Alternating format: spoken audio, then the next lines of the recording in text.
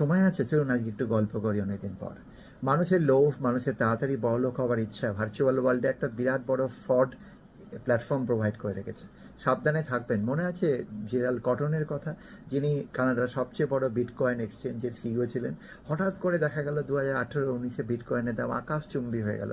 মানুষ আরও বড়লোক হবার আশায় প্রচুর টাকা ইনভেস্ট করলেন। হঠাৎ করে বিটকয়েনের দাম যখন কমতে শুরু করলো, তার ওপরে এই মিস্টার সিইওর ওপর যখন প্রেশার এলো, তিনি কিন্তু আস্তে আস্তে তার এই রিয়েল জগৎ থেকে আস্তে আস্তে নিজেকে আলাদা করতে শুরু করলেন। কিছুদিন পর জানা গেল যে রাজস্থানের একটি শহরে উনি এমন একটি রোগে মারা গেলেন, জেনারেলি যে রোগে কেউ মারা যায় না। এবং মারা যাবার কিছুদিন আগে তিনি তার ওয়াইফকে তার সমস্ত সম্পত্তি, কোটি কোটি টাকার অ্যাসেট ট্রান্সফার করে উইল করে দিয়ে চলে গেলেন।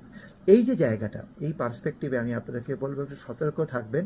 এখনও পর্যন্ত পাওয়া যায়নি তার পাসপোর্ট থেকে আরম্ভ করে সব কিছু এই ওয়ালেটে নিয়ে উনি চলে গেলেন।